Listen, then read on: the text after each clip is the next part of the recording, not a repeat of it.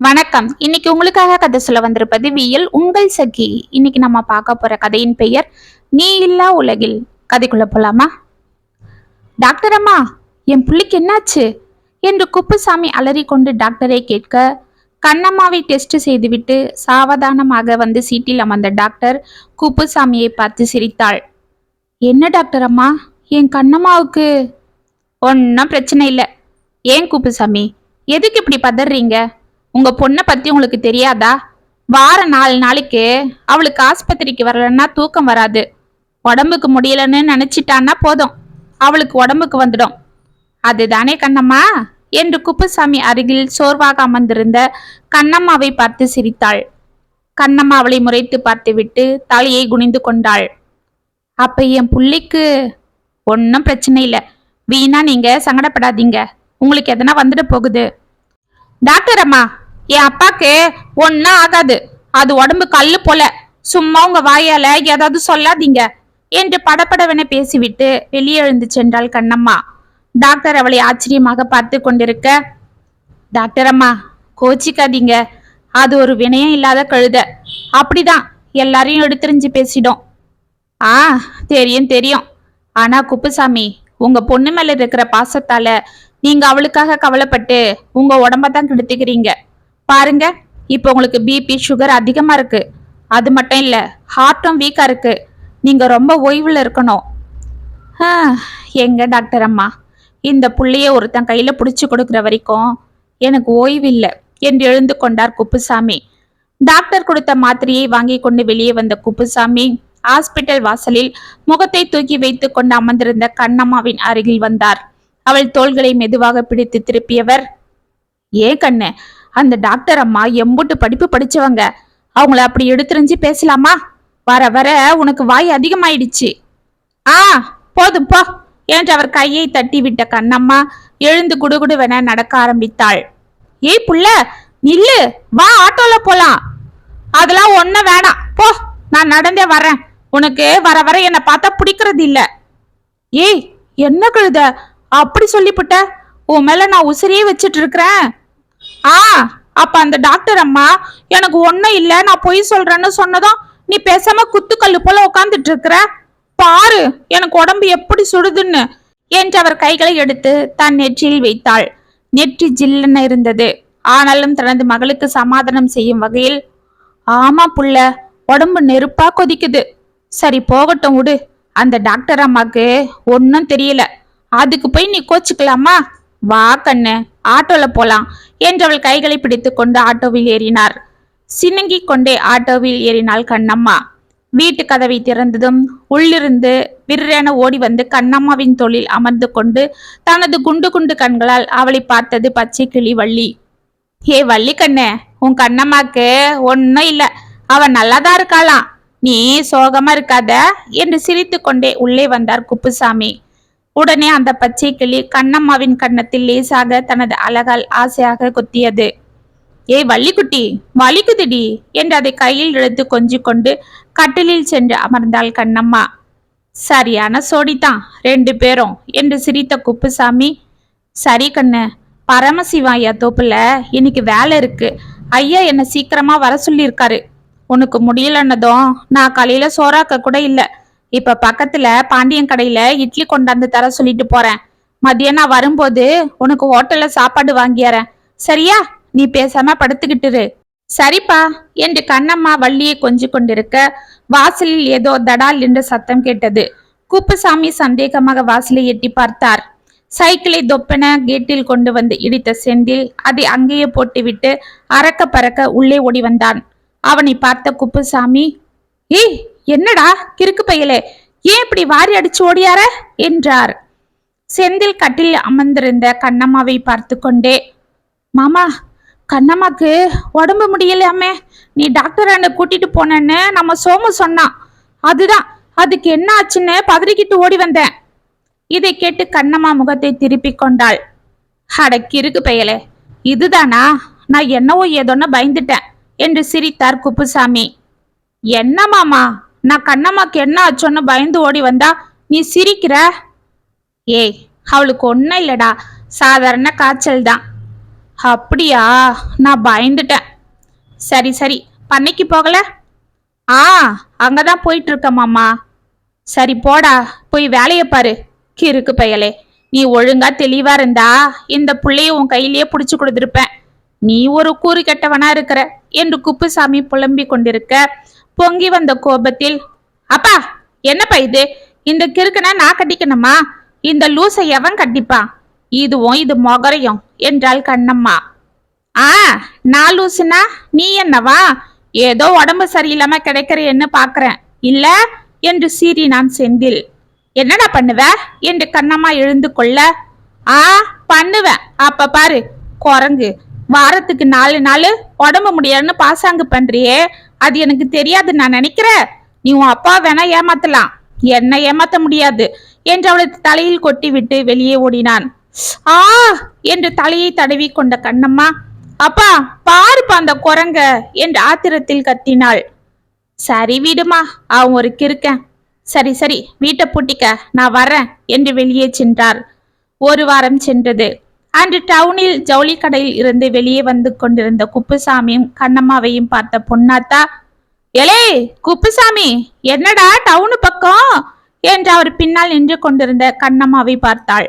அவள் கையில் துணிப்பை இருந்தது. ஆ, பொண்ணுக்கு புது புடவையா? அது சரி, வாரம் பூரா அந்த வேகாத வெயிலையும் கொட்டுற மழையிலையும் வேலையை பார்த்துப்புட்டு அந்த மொத்த காசையும் கொண்டாந்து இப்படி வார கடைசியில உன் பொண்ணுக்கு புது புடவை வளையல் பொட்டு கம்மல்னு செலவு பண்றியே, நாளைக்கு உனக்கு உடம்புக்கு ஏதாவது வந்து படுத்தா என்னடா ஆறுது? வர்ற பணத்தை சேர்த்து வச்சுக்கலாம் இல்ல? வாரம் ஒரு நாள் வீட்டுல இருக்கிற, அன்னைக்காவது ஓய்வெடுக்கலாம் இல்ல? இப்படி அந்த ஒரு நாள்லயும் இந்த 2 கட்டான கூட்டிக்கிட்டு ஊரை சுத்தணுமா? எப்ப பாரு கங்காரு குட்டி போல மடியில அவளை கூட்டிட்டு சுத்துறியேடா. அட என்னத்தா நீ, தாய் இல்லாத பொண்ணு, அதை எங்க தனியா விட்டுட்டு வர்றது? அதுவும் இல்லாம புள்ள ஆசைப்படுது. அது சரி, அதுக்காக அவ எங்கேயாவது வேலைக்கு போறாளா வர்றாளா? எதுக்கு அவளுக்கு வாரம் ஒரு புடவை? தோ இந்த பேகு புது செருப்பு இதெல்லாம் வேற. ஏய் கிழவி, எங்க அப்பா எனக்கு வாங்கி தருது, உனக்கு என்ன பொறாம? அப்பா நான் போய் அங்க பானிபூரி சாப்பிடுறேன், நீ வா. இந்த கிழவி கூட ரொம்ப நேரம் பேசிட்டு இருக்காத, இது ஒரு ரம்பம் என்று கூறிவிட்டு கடகடவன எதிரில் இருந்த பானிபூரி கடைக்கு சென்றாள் கண்ணம்மா. அடியே வாயாடி, நான் ரம்பமா? பாத்தியாடா உன் பொண்ண என்று குப்புசாமியை முறைத்தாள் பொன்னாத்தா. அட உடு ஆத்தா, அது குழந்தை. ஆமா குழந்தை, 4 கழுத வயசாகுது. இந்நேரம் அத காலத்துல எவனுக்காவது கட்டி கொடுத்திருந்தா 4 குழந்தைங்கள அது பெத்து போட்டிருக்கோம். அதுக்குதான் இன்னும் நேரம் பிறக்கலையே, நான் என்ன செய்யட்டும்? ஆமா, இப்படி அவளை உன் கூடவே வச்சுக்கிட்டு சுத்து.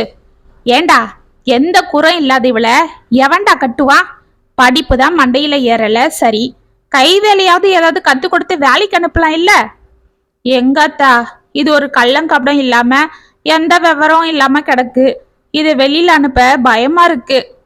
சரி அது போகட்டும், வீட்லயாவது ஏதாவது வேலை செய்ய சொல்றியா? அதுக்கும் லாய்க்கு இல்ல, ஒரு காப்பி தண்ணி போட மாட்டேன்றா. அவளை உட்கார வச்சு நீ எல்லாம் செய்யற. ஆத்தா, அவ இப்ப முன்ன போல இல்ல. போன வாரம் கூட காலையில இருந்து வாசல் தெளிச்சு கோலம் போட்டா தெரியுமா? ஆஹா, எந்த பொம்பளை பண்ணுவா இந்த வேலைய? ஆமா, உடனே உன் மகளுக்கு உடம்புக்கு வந்திருக்குமே, நீயும் பத்திரிக்கிட்டு ஆஸ்பத்திரிக்கு கூட்டிட்டு ஓடி இருப்பியே என்று கிண்டலாக அவரை உற்று பார்த்தாள் பொன்னாத்தா. ஆமா என்று குப்புசாமி தலையை சொரிந்தார். அதுதானே பார்த்தேன். ஆத்தா, என்னத்தா பண்றது? சின்ன வயசுல இருந்து அந்த கழுதை அப்படியே வளர்ந்து பிடிச்சு. ஒரு நாள் ஏதாவது வேலை பார்த்தா உடனே 4 நாள் படுத்துடும். அதுக்கு தண்ணியில கைய வச்சா ஆகாது. அடே, அவதான் உன்னை நல்லா ஏமாத்துறான்னா நீயும் ஒரு கூறு கெட்டவன். அதோ பாரு, கண்ட தண்ணியில செஞ்ச அந்த பானிபுரிய எப்படி தின்றான்னு. இப்பெல்லாம் அவளுக்கு ஒன்னாகலையா? அவ உன்னை நல்லா ஏமாத்துறாடா. என்னத்தா பண்றது? ஒரே ஒரு புள்ள, அதுவும் தவம் கடந்து பெத்தோம். அப்படி பெத்த புள்ளைய நீ எப்படி வளர்க்கணும்? நல்லா படிக்க வச்சு அவளை ஆளாக்க வேண்டாமா? அவ சின்ன வயசுல பள்ளிக்கூடம் போக அடம் பிடிச்சு அழுதான்னு அதை பார்க்க முடியாம அவளை பள்ளிக்கூடமே அனுப்பாம விட்டுட்ட. நீ எங்க போனாலும் உன் கூடவே அதையும் இழுத்துக்கிட்டு சுத்துறதும், அது கேட்டதெல்லாம் வாங்கி கொடுத்து அழகு பாக்குறதுன்னு அதை பழக்கி புட்ட. இப்ப அது எந்த வலிக்கும் லாய்க்கு இல்லாம வளர்ந்து நிக்குது. என்னத்த பண்றது? அவ ஆத்தா இருந்திருந்தா பரவாயில்ல. எங்க சொந்தக்காரங்களும் இவளை பார்த்தாலே கிட்ட செத்துக்க மாட்டேன்றாங்க. திட்டிக்கிட்டே இருக்காங்க. பின்ன திட்டாம என்ன செய்வாங்க சொல்லு? ஏதாவது கூரோட இருந்தா பரவாயில்ல. நல்லா விவரம் தெரிஞ்ச பொண்ணுங்களையே சுலபமா ஏமாத்திட்டு போற இந்த உலகத்துல இவெல்லாம் என்னத்த பொழைக்க போறா? அடே குப்புசாமி, பொண்டாட்டி நெஞ்சு நோய் வந்து சாகலடா. இவன் நினப்புதான் அவளை சாகடிச்சிடுச்சு. அவ அடிக்கடி என்கிட்ட இவளை பத்தி தான் புலம்பிக்கிட்டே இருப்பா. பொட்ட புள்ளியா பிறந்து புட்டு எந்த விவரம் தெரியாம இருக்கா. நான் எதனா சொன்னா அவங்க அப்பாக்கு கோபம் வருது. அவ எதிர்க்கவே என்னையே அடிக்க வர்றாரு. அதை பார்த்து அந்த பிள்ளையும் என்னை எடுத்துரிஞ்சு பேசுது. சின்ன வயசுல நான் அடிச்சு பள்ளிக்கூடம் அனுப்புனா அது அழுதுகிட்டு அவங்க அப்பா கிட்ட ஓடிடும். அவங்க அப்பாவும் என் புள்ளைய எதுக்கு அடிக்கிற, அவ அழுது உடம்புக்கு வந்தா என்ன பண்றது, அப்படிப்பட்ட படிப்பே என் பிள்ளைக்கு வேணான்னு சொல்லிட்டாரு. சரி, வீட்டு வேலையாவது செய்யிட்டீன்னா அதுக்கும் லாய்க்கு இல்லாம இருக்கான்னு அடிக்கடி புலம்புவா. இப்ப அவ போய் சேர்ந்துட்டா. இப்ப நீ தவிக்கிற. என்னத்தா பண்றது? அம்மா இல்லாத குழந்தை, நானும் அதை எப்படி தனியா தவிக்க விடுறது என்று குப்புசாமி கூறிக்கொண்டிருக்க, அப்பா இங்க ஓடி வா, நான் பானிபுரி சாப்பிட்டுட்டேன். இந்த கடைக்காரருக்கு பணத்தை கொடு. அந்த கிழவிக்கிட்ட என்ன பேச்சு, அது ஒரு வாயாடி என்று குரல் கொடுத்தாள் கண்ணம்மா.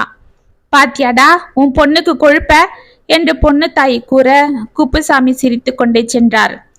அன்று இரவு கண்ணம்மா கட்டிலில் படுத்துக்கொண்டு டிவி பார்த்து கொண்டிருக்க குப்புசாமி அடுப்படையில் பாத்திரங்களை தேய்த்து கொண்டிருந்தார்.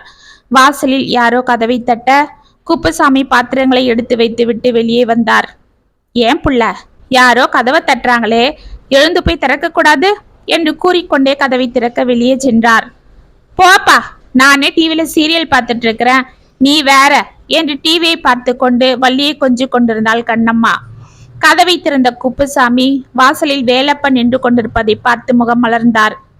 அடே வேலு, வாப்பா, நீதானா, உள்ள வா என்றார். இருக்கட்டானே, இப்படியே காத்தாட திண்ணையில உட்காருவோம் என்று அங்கிருந்த திண்ணையில் அமர்ந்தார் வேலுச்சாமி. சரி இரு, நான் போய் குடிக்க ஏதாவது கொண்டாரேன். அட அதெல்லாம் ஒன்றும் வேண்டாம். ஆமா, புள்ள எங்க, தூங்கிடுச்சா? இல்ல, டிவி பாக்குது. அப்படியா, நீ என்ன பண்ணிட்டு இருந்த என்று பேக்கில் இருந்த ஒரு நோட்டை எடுத்தார். சாமான் தேய்ச்சிட்டு இருந்த வேலு, காலையில் எழுந்து சமைக்க பாத்திரம் வேணும் இல்ல, இப்ப தேய்ச்சி வச்சுட்டு படுத்தாதான் பொழுதோட எழுந்து சமைச்சிட்டு வேலைக்கு போக சரியா இருக்கும். அது சரி, இவ்வளோ பெரிய பொண்ணை வச்சுக்கிட்டு நீ படுற அவஸ்தைய என்னத்த சொல்றது என்று தலையில் அடித்து கொண்டார் வேலுச்சாமி. கண்ணம்மா உள்ளே டிவியை பார்த்து சிரித்து கொண்டிருந்தாள். சரி, அது போகட்டும். புள்ள சாதகம் வாங்கிட்டு போனியே, பையன் வீட்டுல காட்டினியா? அவங்க என்ன சொன்னாங்க? எல்லாம் பொருத்தமா இருக்காமா? கல்யாணத்துக்கு நாளை குறிக்கிறத பத்தி ஏதாச்சும் சொல்லிவிட்டாங்களா என்று ஆவலாக கேட்டார் குப்புசாமி. அவரை பரிதாபமாக பார்த்த வேலுசாமி, இல்லண்ணே என்று கையில் இருந்த சாதக நோட்டை அவரிடம் கொடுத்தார். அதை வாங்கிய குப்புசாமியின் முகம் மாறியது. ஏன் வேலுச்சாமி, ஜாதகம் பொருத்தம் இல்லையா என்று அதிர்ந்து கேட்டார். இல்லண்ண, ஜாதகெல்லாம் கூட அவங்களுக்கு பிரச்சனை இல்லையா. ஆனா ஆனா அது நம்ம பொண்ணை பத்தி யாரோ அவங்க கிட்ட சொல்லிட்டு இருக்காங்க. என்னன்னு வேலு? பொண்ணு ஒரு ரெண்டும் கட்டானா இருக்கு, அதுவும் இல்லாம எந்த வழிக்கும் லாய்க்கு இல்லைன்னு அவங்க விசாரிக்கும் போது யாரோ சொல்லிடவே அவங்க என்கிட்ட கொச்சிக்கிட்டாங்க. என் பையன் ராஜாவாட்டம் இருக்கான், அவனுக்கு இப்படி ஒரு பொண்ணை பாத்தியே, நாளை பின்ன அந்த பொண்ணு இங்க வாரம் 4 நாள் உடம்பு வலின்னு படுத்தா யாரு பாக்குறது? எனக்கு ஒத்தாசைக்கு வீட்டுக்கு மருமகளை கூட்டியாந்தா நான் அவளுக்கு வேலை செய்யணுமான்னு அந்த அம்மா என்னை கண்டபடி தொட்டி புட்டாங்க என்றார். குப்புசாமி அப்படியே சுவரில் சாய்ந்தார். என்னென்ன, ஏன் இப்படி கலங்கிட்ட? பின்ன என்ன பண்றது வேலு, எத்தனையோ இடம் பார்த்து எதுவும் சரிப்படாம மனசு நொந்து போன சமயத்துல நீ இந்த இடத்த பத்தி சொன்னதும் நான் கொஞ்சம் தைரியமா இருந்தேன். ஆனா இதுவும் என்று கண்கள் கலங்கினார். என்னென்ன பண்றது, பொண்ணை பத்தி ஊர் புறா பரவி கிடக்கு. நான் போறதுக்கு முன்னாடி அவளை பத்தின செய்தி அங்க போயிடுது. எல்லாம் என் தலையெழுத்து வேலு. அண்ணே சொல்றேன்னு தப்ப எடுத்துக்காத. நீயும் உன் பொண்ணை கொஞ்சம் கண்டிச்சு அப்படி இப்படி வேலையை செய்ய சொல்லு. இவ்வளோ பெரிய பொண்ணு இப்படி இருந்தா எவன் இவளை கட்டுவான்? நாமளும் 4 இடத்துல பொண்ணை பத்தி ஏதாவது நல்ல விதமா சொன்னாதானே கட்டுறவங்களும் தைரியமா கட்டுவாங்க. ஆமாண்டா, நீ சொல்றதும் வாஸ்தவம் தான். ஆனா அவளை கண்டிச்சு ஏதாவது சொன்னா அவ முகத்தை தூக்கி வச்சுக்கிறா.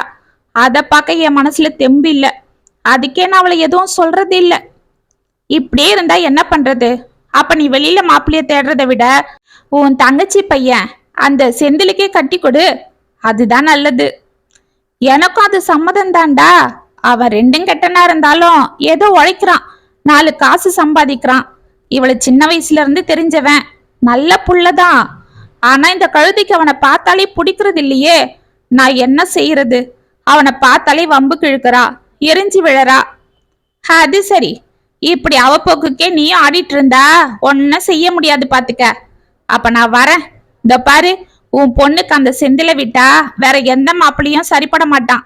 வேற எங்கேயாவது மாப்பிள்ளை பார்க்கணும்னு நினைச்ச அப்புறம் அசிங்கப்பட்டு தான் போகணும். பாத்துக்க, நான் வரேன் என்று எழுந்து சென்றார் வேலுச்சாமி.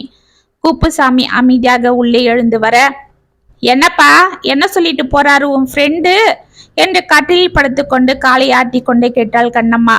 அவளை விரக்தியாக பார்த்த குப்புசாமி, கண்ணு, நான் உன்கிட்ட கொஞ்சம் பேசணும்.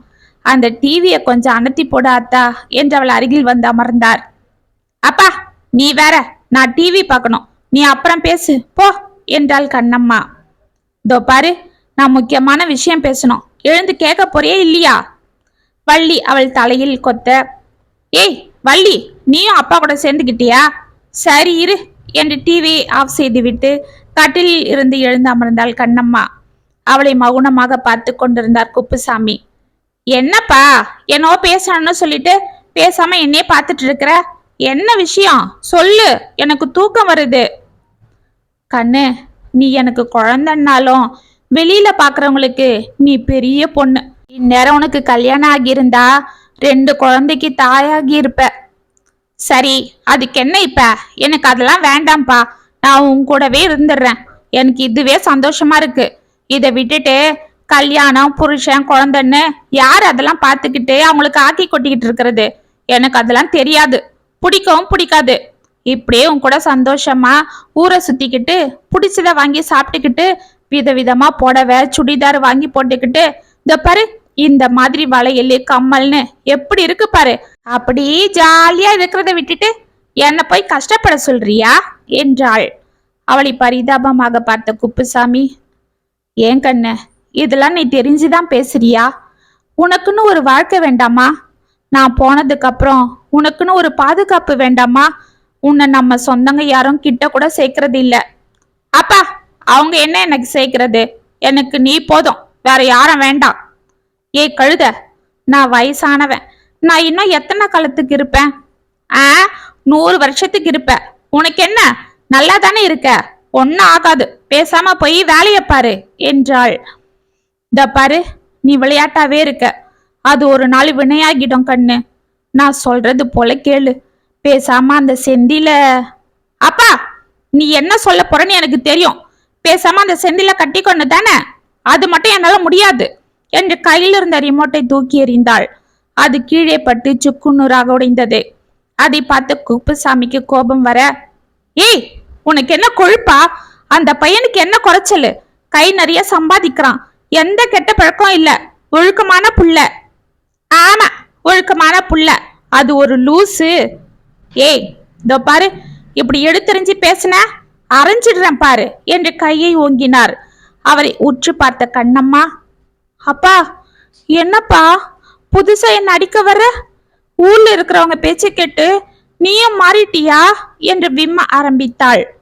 ஓங்கிய கையை கீழே போட்ட குப்புசாமி அழுது கொண்டு அவள் கன்னத்தை பிடித்து கொண்டார். தங்கம், என் கண்ணு, நான் உன்னை அடிப்பனா? இல்லடா, நான் உன்னை அடிக்கல. ஆனா கண்ணு, உன்னை நினைச்சா எனக்கு பயமா இருக்கு. நாளைக்கு எனக்கு எதனா ஒன்னு ஆனா நீ என்ன பண்ணுவ? இந்த அப்பன் கையே பிடிச்சுக்கிட்டு சுத்தரியே, நாளைக்கு இந்த கை இல்லைன்னா என்ன பண்ணுவ? உன்னை எந்த விவரமும் தெரியாம வளர்த்து புட்டேன். நான் தான் உலகன்னு நீ நினைச்சிட்டு இருக்கிற. ஆனா நாளைக்கு நான் இல்லைன்னா நீ என்ன ஆவ? இந்த உலகத்துல தனியா நீ என்ன பண்ணுவ? அத நினைச்சாதான் என் ஈரக்குலை நடுங்குது. இதுவே ஒரு ஆம்பளை பையனா இருந்தா நான் இம்புட்டு வேதனை பட மாட்டேன். ஆனா நீ பொட்ட பிள்ளையா போயிட்ட. அப்பா உனக்கு ஒன்னும் ஆகாது, நீ நல்லாதான் இருப்ப, நீ ஏன் கூட தான் இருப்ப, எதுக்கு இப்படி எல்லாம் பேசுற என்றவள் தோள் மீது சாய்ந்தாள் கண்ணம்மா. குப்புசாமி அமைதியாக அவள் தலையை கோதினார். மறுநாள் காலை கண்களை கசக்கி கொண்டிருந்த கண்ணம்மா சுற்றி பார்த்தாள். குப்புசாமியை காணவில்லை. அப்பா, அப்பா, என்னப்பா, எங்க போயிட்டா? காபி போடலையா? இவ்வளோ நேரம் ஆகுது, காபி போடாம எங்க போன என்று கேட்டுக்கொண்டே எழுந்து கிச்சனுக்குள் சென்றாள். அங்கே குப்புசாமியை காணவில்லை. எங்க போயிட்டாரு? ஒருவேளை வேலைக்கு போயிருப்பாரா?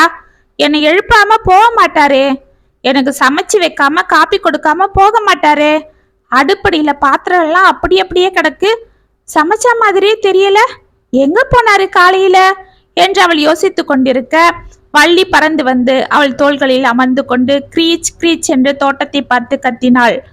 ஏய் வள்ளிக்குட்டி, என்னடி காலையில? நானே அப்பா காணோன்னு பார்த்துட்டு இருக்கிறேன் என்று சலித்து கொண்டாள் கண்ணம்மா. வள்ளி அவள் தலையில் பலமாக கொத்தியது. ஆ, வலிக்குதுடி என்று கண்ணம்மா அதை முறைக்க வள்ளி சத்தம் போட்டுக்கொண்டே தோட்டத்து பக்கம் பறந்தது. என்ன இவ என்று கண்ணம்மா அதன் பின்னால் செல்ல குப்புசாமி கிணற்றழில் மயங்கி விழுந்து கிடந்தார். கண்ணம்மா பதறிக்கொண்டு அவரிடம் ஓடினாள். அப்பா, அப்பா என்று கத்திக்கொண்டே அவரை பிடித்து திருப்ப சுய நினைவு இல்லாத குப்புசாமியின் வாயிலிருந்து ரத்தம் வழிந்து கொண்டிருந்தது. அப்பா என்று கண்ணம்மா அலறினாள். ஹாஸ்பிட்டல் வாசலில் கண்ணம்மா தலையில் கையை வைத்துக் கொண்டு அமர்ந்திருக்க சுற்றி நின்ற ஊர் ஜனங்கள் அவளை ஆளாளுக்கு வசைப்பாடி கொண்டிருந்தனர். போதுமாடி, வாயாடி, உங்க அப்பனை கொண்டு வந்து படுக்க வச்சிட்டியே, இப்ப உனக்கு நிம்மதியா என்றாள் பொண்ணு தாயி. அவளுக்கு என்ன, இப்ப கூட அவ அப்ப எழுந்து வந்து சமைச்சு வச்சா மூக்க பிடிக்க தின்னுபிட்டு படுத்துக்கிட்டு டிவியை பாப்பா, இல்ல இந்த கிளிய வச்சுக்கிட்டு கொஞ்சிட்டு இருப்பா, தண்ட சோறு என்றார் வேலுச்சாமி. இந்த பாவியாலதான் பாவம் அந்த மனுஷன் நொந்து போயிட்டாரு, கழுத வயசு ஆகுது, காலா காலத்துல எவனையாவது கட்டிட்டு போயிருந்தா அந்த மனுஷனுக்கு நிம்மதியான சாவாவது வந்திருக்கும், பாவம் இப்படி இழுத்துக்க பிடிச்சுக்கன்னு உசுறு கடந்து அடிச்சுக்கிட்டு இருக்குது என்றார் கதிர். ஆமா, இவளை எவன் கட்டுவான், ஒரு வேலைக்கு லாய்க்கு இல்லாத கழுதைய, அந்த ஆளை ஏமாத்தி வீட்டுல ஒன்னும் செய்யாம இருந்தா போற இடத்துல அப்படி ஏமாத்த முடியுமா? அதுதான் எவனை இவளை சீண்டல என்று ராசாத்தி கத்த இவை ஒன்றும் கண்ணம்மாவின் காதில் விழவில்லை. தலையில் கையை வைத்துக் கொண்டு தலையை குனிந்து கொண்டு அமைதியாக அமர்ந்திருந்த கண்ணம்மாவின் நினைவுகளில் முழுவதும் இப்பொழுது நிறைந்திருப்பது உள்ளே ஐசுவில் நினைவற்று படுத்துக் கொண்டிருக்கும் தனது தந்தையின் நினைவுகளே.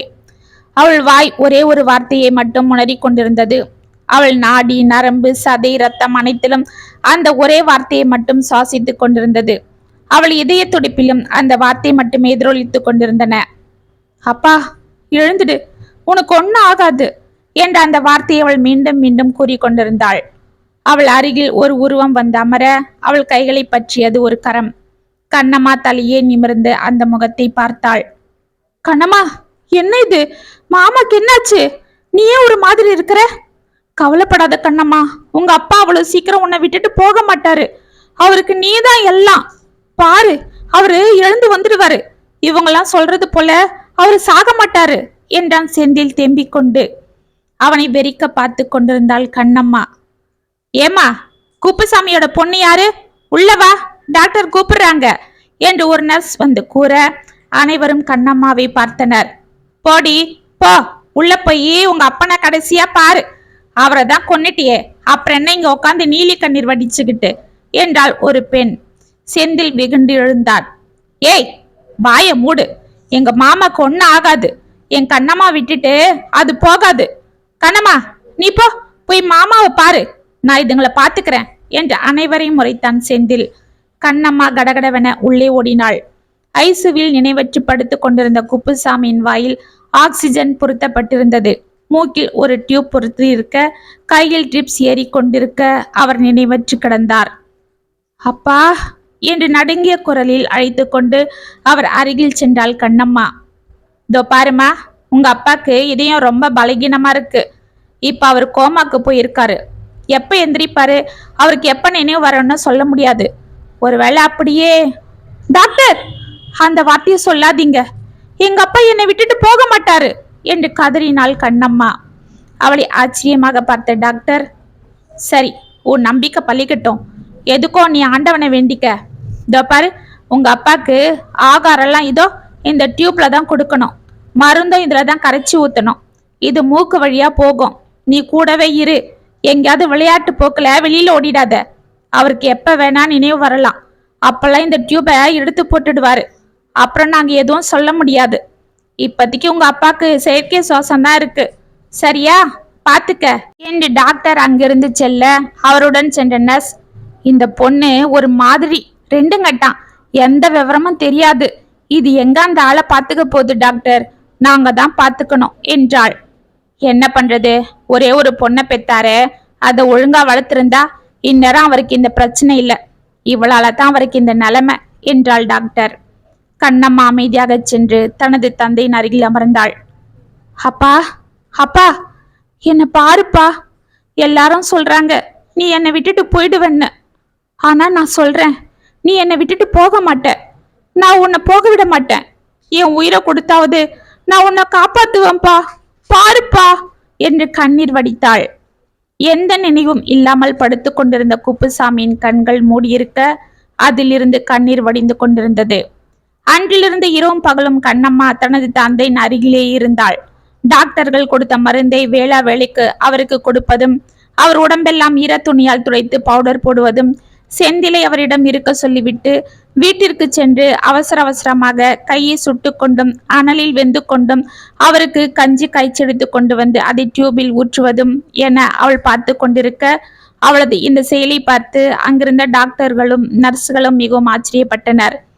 டாக்டர்கள் வந்து கூறிவிட்டு செல்லும் மருந்துகளை சரியான நேரத்தில் கொடுத்து கொண்டிருந்த கண்ணம்மா குப்புசாமி லேசாக அசைந்தாலும் அவரிடம் ஓடி சென்று, அப்பா, அப்பா, எழுந்துடுப்பா, உன்னை விட எனக்கு யாரும் இல்லப்பா என்று கதறி கொண்டிருந்தாள். இதை பார்த்து அங்கிருந்த நர்ஸுகள் அவளை நினைத்து பரிதாபப்பட்டனர். அவளுக்கு சமாதானம் செய்து கொண்டிருந்தனர். செந்திலும் அவளுக்கு துணையாக இருந்தான். அன்று ஊரில் திருவிழா கோலாகலமாக நடந்து கொண்டிருக்க அன்று தீமிதி விழாவிற்கு ஏற்பாடு செய்து கொண்டிருந்தார் பூசாரி. அங்கு மஞ்சள் புடவையை கட்டிக்கொண்டு தலையில் மஞ்சள் கலந்த தண்ணீரை ஊற்றிக்கொண்டு தலைவிரி கோலமாக வந்து நின்ற கண்ணம்மாவை பார்த்து அனைவரும் அதிர்ந்தனர். ஏய் கண்ணம்மா, என்ன இது, இங்க வந்து இப்படி நிக்கிற? இது தீ மிதிக்கிற இடம், இங்கெல்லாம் நீ ஏன் வர? போய் அப்படி ஓரமா நில்லு என்றாள் செல்வி. அக்கா, நான் தீ மிதிக்கணும், அதுக்கு தான் வந்திருக்கேன் என்றாள் கண்ணம்மா அமைதியாக. ஏய், என்னடி வளர்ற? இதெல்லாம் உனக்கு என்ன தெரியும்? இதுக்கு விரதம் இருக்கணும். நீ தான் எந்த கவலையும் இல்லாம நல்லா மூக்க மட்டும் தின்னுவியே. அக்கா, நான் அப்பாக்கு உடம்பு சரியில்லாம போனதுல இருந்து அம்மனுக்கு வேண்டிக்கிட்டு விரதம் இருக்கிறேன். தயவு செஞ்சு என்னை தடுக்காத. நான் தீ மிதிக்கணும், எங்க அப்பாவை நான் காப்பாத்தணும், என்னை தடுக்காத, விடு என்று தீயில் இறங்கி நடக்க ஆரம்பித்தாள். ஏய் கண்ணம்மா, கண்ணம்மா என்று அனைவரும் அலற கண்ணம்மா அமைதியாக அந்த தீயில் நடந்து வெளியே வந்தாள். அனைவரும் அதிர்ந்து அவளை பார்த்து கொண்டிருந்தனர். பொன்னத்தா, பாத்தியா இந்த புள்ளைய? எந்த வேலைக்கும் லாய்க்கு இல்லாம, எந்த விவரமும் தெரியாம அவங்க அப்பனே கதின்னு இருந்தது. ஆனா அவங்க அப்பன் படுத்ததும் இப்ப ஆளே மாறிடுச்சே. இது நடவடிக்கைலாம் இப்ப புதுசா இருக்கு என்றாள் செல்வி ஆச்சரியமாக. ஆமாண்டி, நானும் தான் பார்த்துட்டு இருக்கிறேன். அவங்க அப்பன் கூடவே ஆஸ்பத்திரியில ராகப்பகலா உட்காந்து கிடக்கிறதும், வீட்டுக்கு வந்து அவங்க அப்பனுக்கு கஞ்சி காய்ச்சி கொண்டு போறதும், வேலைக்கு மருந்து கொடுக்கறதும். இப்ப ஆளே மாறிட்டாளே. நம்ம கிட்டலாம் கூட தன்மையா பேசுறா. இப்ப அதை பார்த்தா பாவமாதான் இருக்கு. பாவம், இது முகத்துக்காவது அந்த மாரியாத்தா அந்த குப்புசாமியை பொழைக்க வச்சுட்டணும். ஆனா டாக்டருங்க இன்னும் 2 நாள் தான் கெடு கொடுத்துருக்காங்களாம். அதுக்குள்ள குப்புசாமி கண்ணு முடிக்கலன்னா ஒன்னும் சொல்ல முடியாதுன்னு சொல்லிட்டாங்களாம் என்றாள் பொன்னாத்தா கவலையாக. அடக்கடவுளே என்று செல்வி கன்னத்தில் கையை வைத்தாள். தீ மிதித்து விட்டு பிரசாதத்துடன் ஹாஸ்பிட்டலுக்கு ஓடிய கண்ணம்மா வாசலில் செந்தில் பரபரப்பாக நின்று கொண்டிருப்பதை பார்த்து சற்று அதிர்ந்து நின்றாள். வா கண்ணம்மா, எங்க போன? ஆமா, என்ன இது, உடம்பெல்லாம் ஈரமா இருக்கு, காலெல்லாம் என்ன இது, தீ மிதிச்சியா என்று அலறினான் செந்தில். ஆமா, அது இருக்கட்டும், நீ எங்க நின்னுட்டு இருக்கிற? நான் உனக்காக தான் காத்துட்டு இருக்கிறேன். ஏ, அப்பாக்கு என்ன ஆச்சு என்று பதறினாள். அவரு என்று செந்தில் ஏதோ கூற வாயெடுக்க, எதுவும் சொல்லாத, அவருக்கு ஒன்னும் ஆகாது, அவருக்கு நல்லா ஆகிடும். பாரு, நான் ஆத்தாளுக்கு வேண்டிக்கிட்டு பிரசாதம் கொண்டாந்தேன், இது அவர் நெத்தியில வச்சா அவரு பொழைச்சிப்பாரு, பாரு நீ வேணா என்று கூறிக்கண்டே உள்ளே ஓடினாள். ஏய் கண்ணம்மா, கண்ணம்மா என்று அவள் பின்னால் ஓடினான் செந்தில். ஐசுவில் டாக்டர்கள் அனைவரும் குப்புசாமியை சுற்றி நின்று கொண்டிருக்க, குப்புசாமி கட்டிலில் கண்களை மூடிக்கொண்டு படுத்திருந்தார். நர்சுகள் பரபரப்பாக ஏதோ செய்து கொண்டிருந்தனர். ஓட்டமாக ஓடிய கண்ணம்மா அவர்களை பார்த்து அமைதியாக நின்றாள். அவளை பார்த்த டாக்டர்கள், கண்ணம்மா என்று அவளிடம் ஏதோ கூற வாயெடுத்தனர். அவள் அதை ஒன்றும் கவனியாமல் தனது தந்தையிடம் சென்றாள். அவர் மூக்கில் இருந்த டியூப் அகற்றப்பட்டு இருந்தது. வாயிலிருந்த ஆக்சிஜனை நர்ஸ் எடுத்து வைத்துக் கொண்டிருந்தாள். கண்ணம்மாவின் இதயம் திக் திக் என்று அடித்துக் கொண்டது. அவள் மெதுவாக சென்று தனது தந்தையின் நெற்றியில் குங்குமத்தை வைத்தாள். பட்டென கண்களை திறந்த குப்புசாமி அவளை மலர மலர பார்த்து, வந்துட்டியா கண்ணு என்றார் மெல்லிதான குரலில். அப்பா என்று அவர் மீது சாய்ந்து அழுதாள் கண்ணம்மா. ஹே கண்ணம்மா, எது கழற? அதுதான் அந்த யம்மனோட போராடி உங்க அப்பாவை மீட்டு கொண்டு வந்துட்டியே. கழுத, எழுந்துடு. உங்க அப்பா நல்லாகிட்டாரு. அதுதான் இந்த டியூப்ல எடுத்துட்டு இருக்கோம் என்று சிரித்தாள் நர்ஸ். அனைவரையும் பார்த்து கொண்டு அமைதியாக எழுந்தாள் கண்ணம்மா. ஆமாம்மா, எங்களுக்கு இது ஆச்சரியமா இருக்கு. It's A medical miracle. உங்க அப்பா இருந்த கண்டிஷன்ல அவர் உயிர் பழைப்பாரு, அதுவும் இவ்வளோ சீக்கிரமான்னு நாங்களே எதிர்பார்க்கல.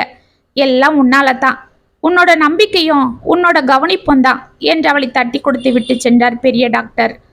அவள் அருகில் சிரித்து கொண்டே வந்த ஒரு டாக்டர், பரவாயில்ல கண்ணம்மா, நான் உன்னை என்ன ஒன்று நினைச்சேன். ஆனா நீ இப்படி மாறிடுவேன்னு நாங்க எதிர்பார்க்கல. எனிவே, இனிமேல் உங்க அப்பாவை இது போல பத்திரமா பார்த்துக்க. இப்போ உங்க அப்பாவை ஜெனரல் வார்டுக்கு மாத்திடுவோம். அங்க ஒரு வாரம் இருக்கட்டும், அப்புறம் வீட்டுக்கு கூட்டிட்டு போலாம், சரியா என்று அவள் தோள்களில் தட்டி கொடுத்து விட்டு, ஐயா, உங்க பொண்ணை பாருங்க, அவளால தான் நீங்க பொழைச்சிக்க. உங்க பொண்ணு இப்போ பொறுப்பா மாறிட்டா. எங்களுக்கே ஆச்சரியமா இருக்கு என்றாள் டாக்டர். டாக்டர் அம்மா, எல்லாம் தாத்தாவோட கருணையும் உங்க வைத்தியம்தான் என்றாள் கண்ணம்மா கண்கள் கலங்க. அட பாருடா, நல்லாவும் பேச கத்துக்கிட்டாளே. Very good. சரி பார்த்துக்க என்று சிரித்து கொண்டே சென்றாள் டாக்டர். செந்தில் மூச்சு வாங்க அங்கு ஓடி வந்தாள். ஏ புள்ள, மாமா பொழைச்சிட்டாரு, அவர் கண்ணை திறந்துட்டாருன்னு உன்கிட்ட சொல்ல வந்தா நீ அதுக்குள்ள இங்க ஓடி வந்துட்ட என்றான். அவனை சிரித்து கொண்டே பார்த்த கண்ணம்மா, பரவாயில்ல மாமா, இந்த பிரசாதம், இதை வச்சுக்க என்று கையிலிருந்த குங்குமத்தை அவனிடம் நீட்டினாள்.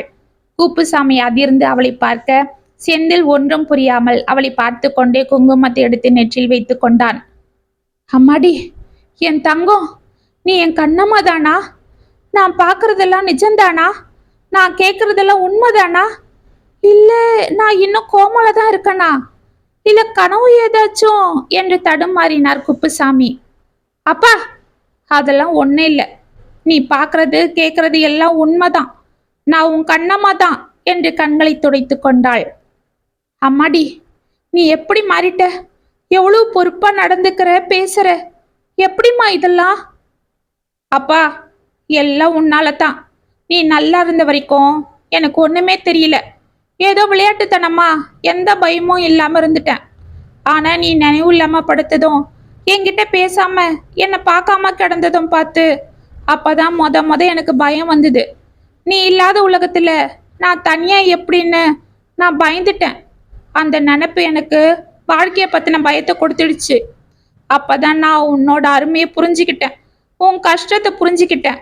அந்த சமயம் ஊர்ல இருக்கிறவங்க எல்லாரும் உன்னாலதான் உங்க அப்பா அப்படி ஆயிட்டாருன்னு சொல்லும் போது நான் நொறுங்கிட்டேன். அப்பெல்லாம் என் மனசுல ஓடினது ஒன்னே ஒண்ணுதான், நீ பொழைச்சி வரணும், நீ எனக்காக வாழணும், உன்னை நான் இனிமே சந்தோஷமா பார்த்துக்கணும். என் தங்கம், என் மேல அம்முட்டு பாசமாடா கண்ணு உனக்கு. என் மனசு கூட ஊமலாதான் கடந்து அடிச்சிட்டு இருந்தது, உன்னை தனியா விட்டுட்டு போறமேன்னு. அப்பா என்று அவர் மீது சாய்ந்தாள் கண்ணம்மா. ஏய் புள்ள, எழுந்துடு, அதுதான் மாமா பொழைச்சிட்டார் இல்ல என்றான் செந்தில். ஏய் கிறுக்கு பயலே, பேசாம இருடா என்றார் குப்புசாமி. அப்பா, அவரை எதுவும் சொல்லாதீங்க என்று மெதுவாக எழுந்து கொண்டாள் கண்ணம்மா. அவள் முகத்தில் வெட்கம் தெரிந்தது. ஏய் புள்ள, என்ன சொன்ன? அவரா?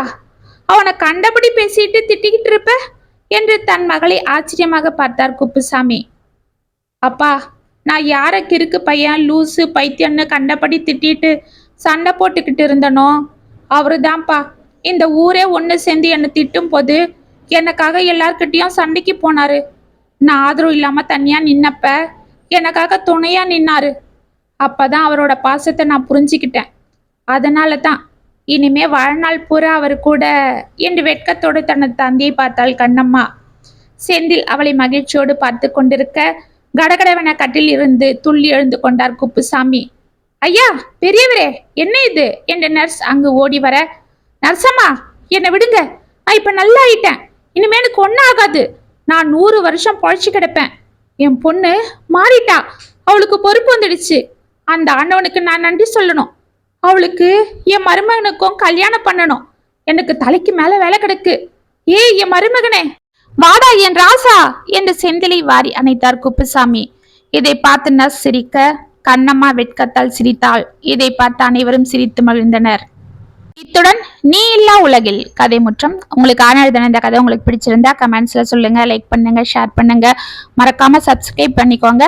மீண்டும் நாளைக்கு வேற ஒரு சுவாரஸ்யமான கதையோட உங்களை சந்திக்கிறேன். அது வரைக்கும் இனிப்பிலே இருங்க. இப்படிக்கு வியல் உங்கள் சகி.